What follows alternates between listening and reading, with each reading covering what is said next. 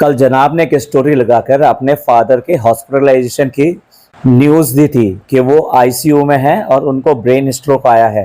और I think ये third time है, और थर्ड टाइम का जो होता है बड़ा डेंजरस होता है। अल्लाह करे सब कुछ ठीक हो और जल्दी ही ये सब रिकवर होके वापस आए। अच्छा, जब तक ये जनाब ने ये अपना कैप्शन यानी न्यूज़ वाला कैप्शन नहीं डाला था, तब तक काफ़ी ज़्यादा जनाब और मैडम के हैदर के बर्थडे को पूरी तरह से रून करने के लिए कमेंट्स लगातार आ रहे थे, या आप ये भी कह सकते हैं कि एक तरह से बहुत ज़्यादा ट्रोल हो रही थी मैडम। और उसके बाद में ये फादर की न्यूज़ आती है कि उनको हॉस्पिटलाइज कराया गया है, आईसीयू में है, और दुआ करें उनके लिए जितना हो सके, क्योंकि नेक्स्ट 24 आवर्स जो होते हैं वो बहुत क्रिटिकल होते हैं, खासतौर से इस तरह की बीमारी में। जनाब ने ये मैसेज लगाकर ये सबको इन्फॉर्मेशन दी थी। अच्छा, इस मैसेज आने के बाद में एकदम से दो ग्रुप से बट गए।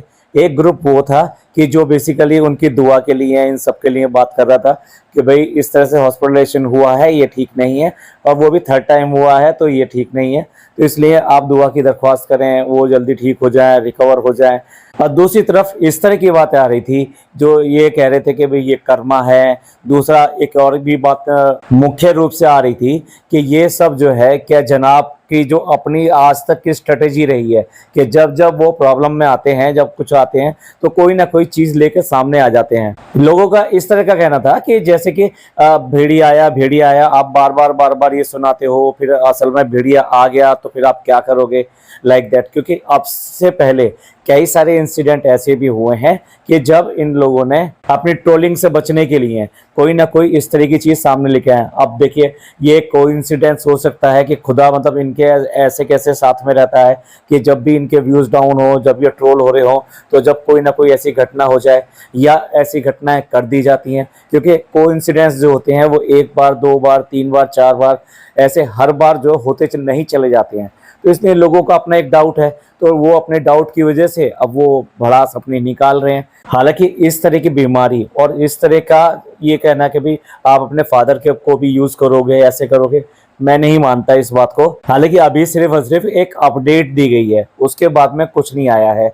अब देखने वाली बात यह है कि जैसे अब तक इनका रहता है कि इनका कैमरा ऑन हो जाता है, इन्होंने ले जाते हुए दिखाया, ये सब किया, अगर तो एक अपने आप में ये होगा कि भाई ये उस चीज़ को भी एक कंटेंट बना रहे हैं।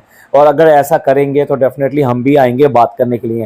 लेकिन अभी के लिए तो हम यही कह सकते हैं कि अगर उनके फादर के साथ में ये सब हुआ है, अगर वर्ड कहना भी अपने आप में ठीक नहीं है, क्योंकि मुझे नहीं लगता कि भाई और कोई कितना भी गिरा हुआ हो या कितना भी बात हो अपने फादर के लिए, ख़ास तौर से जब वो इतनी बार यानी 2 बार इस बीमारी से जूझ चुके हैं।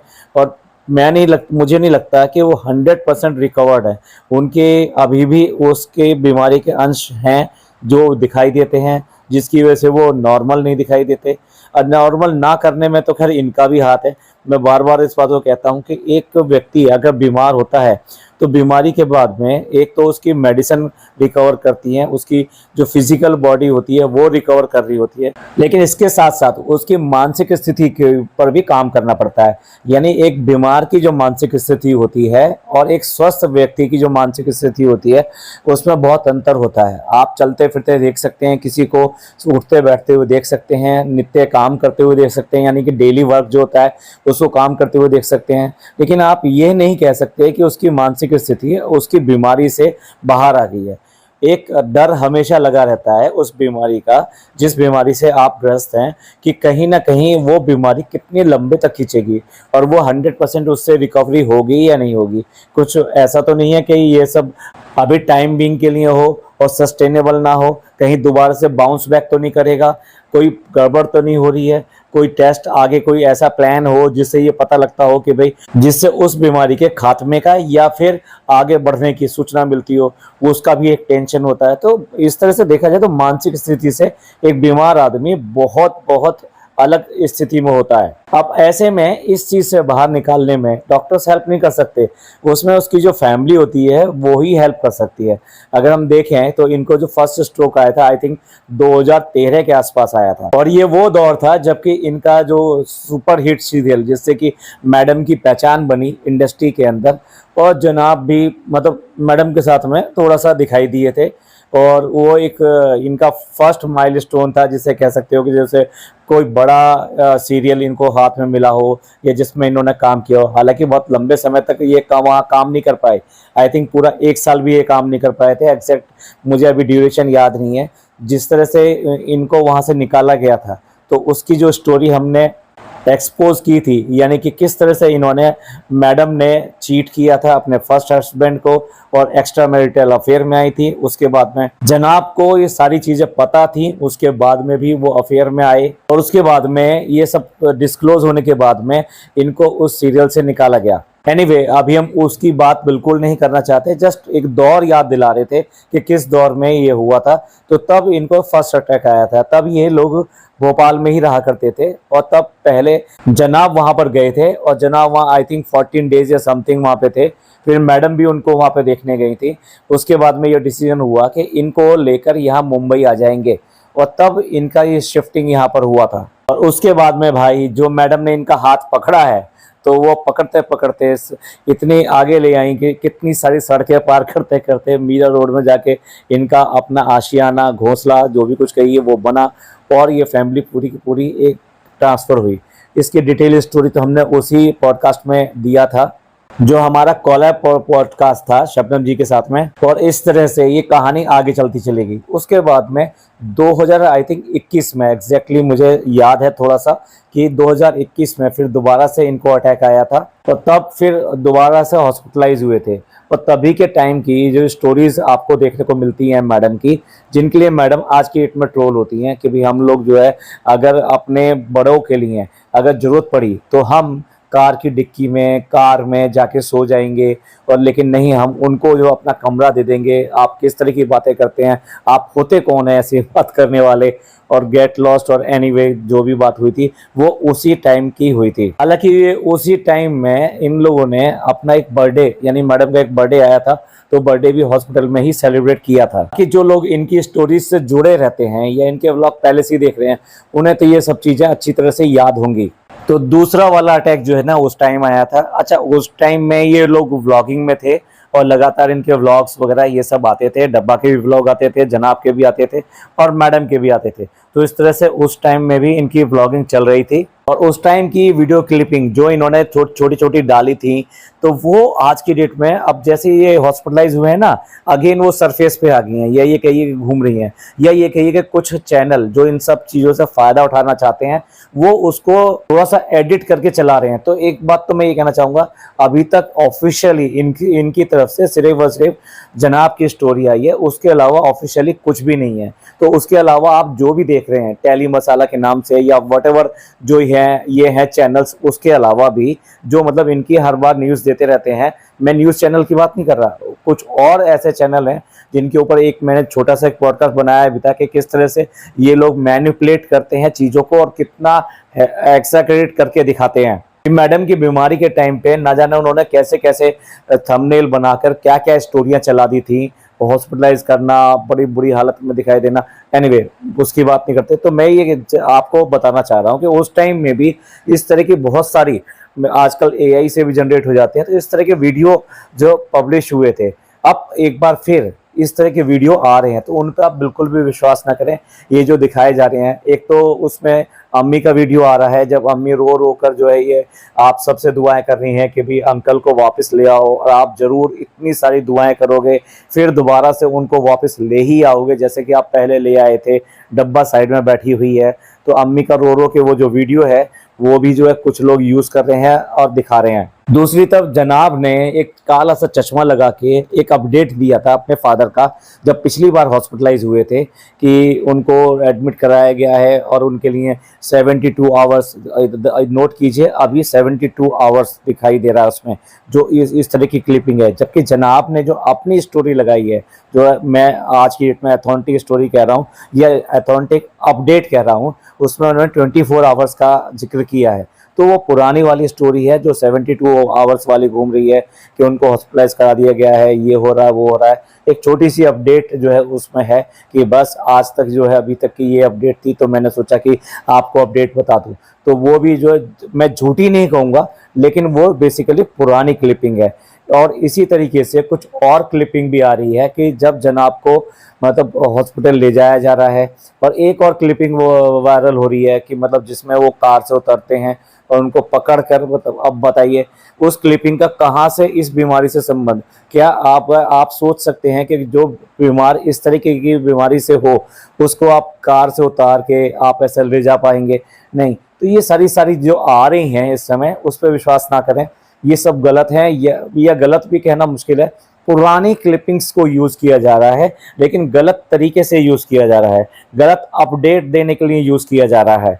अब साथ साथ मैं ये भी बताना चाहता हूँ कि एक तो वो ग्रुप हो गया कि जो हमेशा इनकी मतलब अभी दुआओं के लिए, इन सब के लिए बात कर रहा है। दूसरा ग्रुप जो इस तरह की बातें कह रहा है कि भाई ये कभी भी कुछ भी कर देते हैं, और उसके ऊपर पुरानी पुरानी बातों को लेकर आ रहा है कि जब इनका मासूम रिश्ते का सच सामने आया था और बहुत ज़्यादा इनको ट्रोल किया जा रहा था, एकदम से गायब भी हो गए थे, तो फिर एकदम से आए और इन्होंने अपनी प्रेगनेंसी अनाउंस कर दी। और जो प्रेगनेंसी का टाइम बताया वो 3 मंथ से ज़्यादा बताया था। तो तब भी लोगों ने इस बात के लिए कहा था, उसकी टाइमिंग के लिए कहा था कि प्रेगनेंसी हो सकती है, ऐसा नहीं है कि उसके ऊपर आप झूठ बोल सकते हैं, कि प्रेगनेंसी ऐसी चीज़ नहीं है जिसके लिए आप झूठ बोल दें, या जो मतलब झूठ की तरह से ना चले।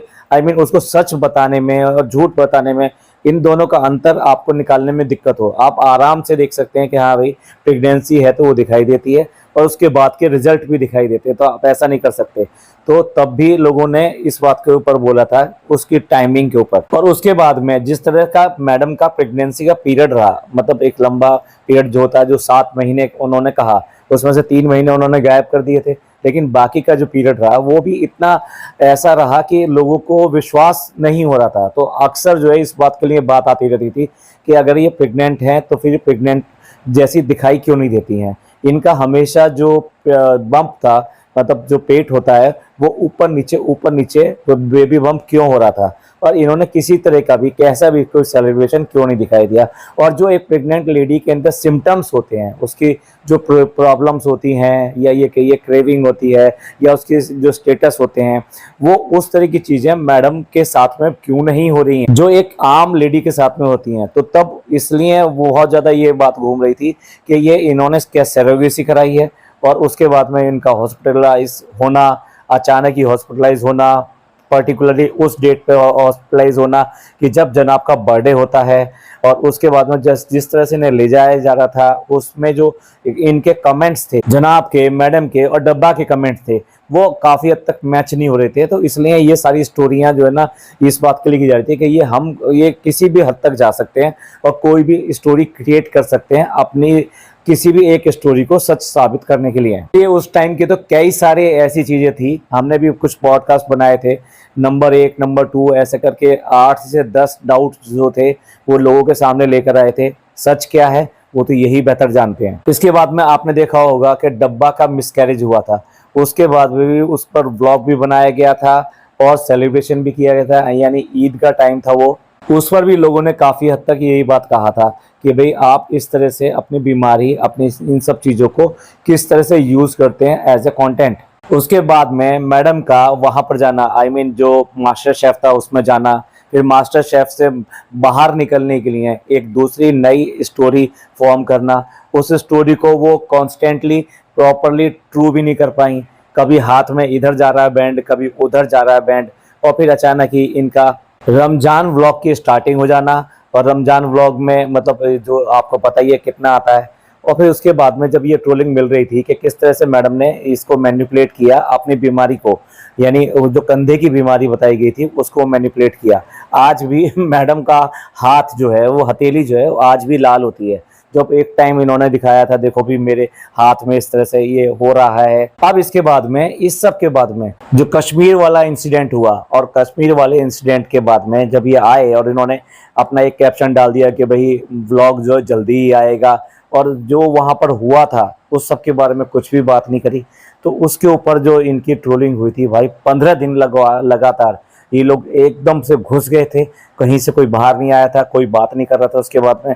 और फिर अचानक ही इन्होंने एक मैडम की बीमारी का बम फोड़ दिया था। तो लोग इन सारी चीज़ों को, और मैंने तो एक्चुअली 2-3 चीज़ें इंसिडेंट इनके छोड़ दिए हैं, वो सारी चीज़ें काउंट कर रहे हैं और काउंट करके सवाल पूछ रहे हैं कि भाई आपका जो है इस तरह से हर बार कोई ना कोई ऐसा क्यों होता है कि जब आपके व्यूज़ डाउन जा रहे होते हैं, जब आप एक प्रॉब्लम में घिरे हुए होते हैं और आप कोई जवाब नहीं दे पा रहे होते हैं, तो उस टाइम में क्यों करके इस तरह की बीमारी या इस तरह के इंसिडेंट सामने आ जाते हैं। और क्या ये हर बार कोइंसिडेंट होता है कि जब भी ऐसा हो तब आपके साथ में कोई ना कोई इस तरह की बात आएगी? और इस टाइम में भी जो ये चल रहा था कि जिस तरह से इन्होंने बच्चे का बर्थडे को रूइन कर दिया था, जबकि जनाब ही खुद प्रोड्यूसर हैं, तो जनाब ही डेट डिसाइड कर सकते हैं शूट कब होगा या नहीं होगा।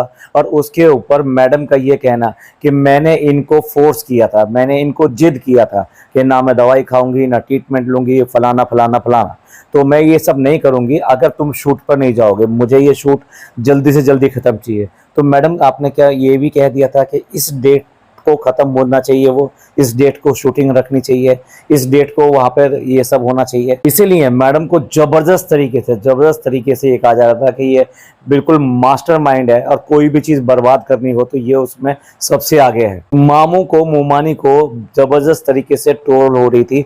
21 तारीख को उसका बर्थडे होता है, तो 20 तारीख की रात को उन लोगों ने बर्थडे ब्रिंगिंग की थी और ये 23 तारीख को जनाब ये सामने लेकर आए कि भाई पापा का इस तरह से उनको हॉस्पिटलाइज कराना पड़ा है, उनको अगेन ब्रेन स्ट्रोक आया है। आप सब इस सब के बारे में क्या सोचते हैं? आप तो बताएंगे, कमेंट करके बताएंगे, बट मेरा मानना ये है कि इतनी बड़ी बीमारी और साथ साथ पापा के लिए, मतलब यार फादर एक ऐसी चीज़ होती है कि कोई भी कैसा भी आदमी हो, कैसा भी लोग हो, ये चाहता है कि फादर जब तक हो सके वो उनके सामने रहे। तो ऐसे टाइम पे उनके लिए इस तरह की बीमारी और इस सब का करना ये गलत है। जो लोग ये जो कह रहे हैं कि भाई वो एक रूटीन चेकअप के लिए भी तो उनका होता होगा, वो रूटीन चेकअप के लिए वहाँ गए होंगे और कुछ टेस्ट वगैरह करने के लिए एडमिट हुए होंगे, ऐसा हुआ होगा, वैसा हुआ होगा, सिर्फ इतना सब कह के आप किसी को ऊपर इतना बड़ा इल्ज़ाम लगा दें, खासतौर से इतनी बड़ी बीमारी में। डरना चाहिए, अल्लाह से डरना चाहिए। पता नहीं कब कौन सी बात किसकी सच हो जाए या उसका आपको खामियाजा भुगतना पड़े। अब इसके बाद में ये क्वेश्चन आता है कि भाई क्या ये जो अभी थर्ड अटैक इनको आया है, तो इनकी जो कंडीशंस थी, क्या वो सब कंडीशंस इनकी मैच हो रही थी? आई मीन हेल्थ कंडीशन सारी मैच हो रही थी? क्योंकि कहीं ना कहीं कोई इरेगुलरिटी होती है, उसके बाद में ये सब चीज़ें आती हैं। तो जनाब ने ये सब चीज़ें तो बहुत ही अच्छे तरह से करी कि जब इनको फर्स्ट सेकेंड टाइम आया तो उनको मेडिकल हेल्प देना, उससे रिकवरी होना, उसके बाद में उनके सब चीज़ों का ध्यान रखना, जैसे फिजियोथेरेपी है वो हो गई, स्पीच थेरेपी हो गई, उसके अलावा मेडिकेशन हो गया एंड 24 आवर्स केयर हो गई। उसके लिए जनाब ने एक केयर टेकर भी अपॉइंट कर दिया। तो यहाँ इन सब चीज़ों में देखा जाए तो बिल्कुल सही है। उसके बाद में फिर जो डाइटिशियन का होता है कि उनके लिए एक डाइट जो है होती है और रेगुलर एक्सरसाइज होती है। उसके अलावा उनकी जो हैबिट्स वगैरह हैं, जो लाइफ स्टाइल है, उसको भी मॉडरेट किया जाता है। यहाँ तो कि ये सारी चीज़ें मेंटेन हो रही थी, बहुत अच्छी तरह मेंटेन हो रही थी, ऐसा हमें लगता है। रही बात उनके रेगुलर चेकअप्स की और उनके टेस्ट वगैरह की, आई थिंक वो भी होते होंगे, लेकिन पता नहीं क्यों कभी भी इन्होंने उसको फोकस नहीं किया या इतना गंभीर नहीं समझा, इतना इम्पोर्टेंट नहीं समझा कि उस चीज़ को शेयर किया जाए। जहाँ ये अपने घर की बहुत छोटी से छोटी बातें भी शेयर करते हैं, ख़ास तौर से अगर बीमारी इससे संबंधित है तो करते हैं, लेकिन कभी भी इस तरह की चीज़ें शेयर नहीं करी कि भाई वो अपने रेगुलर चेकअप के लिए हॉस्पिटल गए हों, उनके कुछ टेस्ट कंडक्ट हुए हों, उनकी क्या रिजल्ट रही और क्या उनका आगे का रहेगा, इस सब के बारे में कभी भी उन्होंने बताया नहीं। मतलब फैमिली के किसी भी आदमी ने इस तरफ डिस्कस नहीं किया। एक जो चीज़ जो मैं हमेशा हाईलाइट करता हूँ, वो अब फिर दोबारा हाईलाइट करूँगा कि इस तरह के जो पेशेंट होता है उसका इमोशनल कंटेंट जो होता है उसको भी ट्रीट किया जाना चाहिए, यानी उसको उस बीमारी के फेज से, उस मानसिकता से बाहर निकाला जाए। और उसके लिए फैमिली ही हेल्प करती है। फैमिली को उस सब के सामने ऐसा दिखाना होता है कि जैसे कुछ हुआ ही नहीं है, और रूटीन चीज़ में जैसे उसका इन्वॉल्वमेंट आप पहले करते थे वो सब चीज़ों में इन्वॉल्वमेंट किया जाता है। यस, कुछ न्यूज़ वहाँ पे फिल्टर की जाती हैं, कुछ बातें उनसे फिल्टर की जाती हैं, लेकिन बाकी चीज़ों के लिए तो उनको बिल्कुल ऐसे जनरल ट्रीट किया जाता है जैसे घर में वो पहले ट्रीट करते थे। ऐसा करने से क्या होता है कि सेल्फ कॉन्फिडेंस बिल्डअप होता है।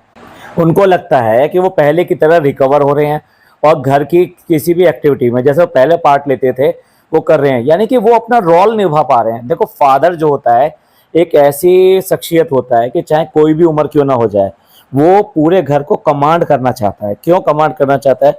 वो हमेशा अपने बच्चों को, सबको बिल्कुल सुखी और सही देखना चाहता है। तो उसकी चिंता कभी खत्म नहीं होती है, चाहे वो कितनी उम्र क्यों ना हो जाए, चाहे बच्चे कितने ही बड़े क्यों ना हो जाए। तो वो अपनी इस कमांडिंग पोजीशन और इस केयरिंग नेचर को कभी भी छोड़ नहीं सकता। तो उसको उस बात का एहसास दिलाना चाहिए, पापा हम आ गए हैं, पापा हम जा रहे हैं, तो हम इतने बजे तक आ जाएंगे, आप फिक्र ना करना, हम पहले ही आ जाएंगे। पापा को फ़ोन करके ये इत्तला देना कि आज हम थोड़े से लेट हो रहे हैं, 1 घंटा लेट आएंगे या 2 घंटे लेट आएंगे और हम सफ़र में हैं, मतलब वॉटएवर भी, जितना हो सके उनको इस बात का एहसास कराना कि आप जो केयर कर रहे हो, हमारी चिंता जो करते हो, तो उसमें हम मेरी अपडेट यही है। तो इस तरीके से इमोशनल तरीके से आप उसको इन चीज़ों से बाहर निकाल सकते हैं। लेकिन ऐसा हमें हमें नहीं दिखाई दिया, मतलब कि वो एक नॉर्मल व्यक्ति की तरह व्यवहार कर रहे हो, क्योंकि उनका इमोशनल कंटेंट इतना ज़्यादा था कि अगर कोई सी भी बात हो जाए तो जरा सी देर में उनके आंसू निकल आते थे। इसका मतलब उनको इस बात का धैर्य और इस बात का विश्वास कि सब कुछ सही होगा, एक डर वो जैसे लगता है ना, एक डर बैठा हुआ है, उस डर के अकॉर्डिंग ही आदमी फिर रोने लगता है। तो वो सब चीज़ें ये शायद बाहर नहीं निकाल पाए। चलिए होप सो कि भी ये सब चीज़ें जल्दी सेटल हो जाएं और ये जो इस तरह की बातें फैल रही हैं, ये भी इनको सबको शांत हो जाना चाहिए, नहीं करना चाहिए। और फालतू के जो वीडियो बन रहे हैं, जो गलत न्यूज़ फैला रहे हैं या पुरानी चीज़ों को दोबारा से नए तरीके से पेश करने की कोशिश कर रही हैं, इनके ऊपर विश्वास ना करें। मैं क्या ही कहूँ, मैं इनसे ये तो नहीं कह सकता कि तुम बनाना बंद कर दो, लेकिन हाँ, लोग अगर देखना बंद कर देंगे तो ये बनाने अपने आप बंद हो जाएंगे। तो मेरा कहना ये है कि आप पहचानिए कि कौन सी चीज़ देखनी है, कौन सी चीज़ नहीं देखनी है, इसलिए उसको मत देखिए। चलिए एक बार फिर रिक्वेस्ट कि सब लोग जो है जिस तरह की भी आप प्रार्थना कर सकते हैं, अरदास कर सकते हैं, दुआएं कर सकते हैं, जैसा भी कर सकते हो, जैसा भी आपका तरीका हो वो दुआएं कीजिए उनके लिए भी, और ऐसे उन सभी लोगों के लिए जो इस समय मौत और ज़िंदगी के बीच में झूल रहे हैं। हमें नहीं भूलना चाहिए कि खाली एक ही आदमी नहीं है, एक आदमी को हम पहचानते हैं, और जिनको नहीं पहचानते उनके लिए भी हमारा फर्ज बनता है कि उन सब के लिए भी दुआएं करें। चलिए इसी होप के साथ में एंड करते हैं। कोई और अपडेट आएगी तो आप तक जरूर लेकर आएंगे। थैंक यू, धन्यवाद, शुक्रिया।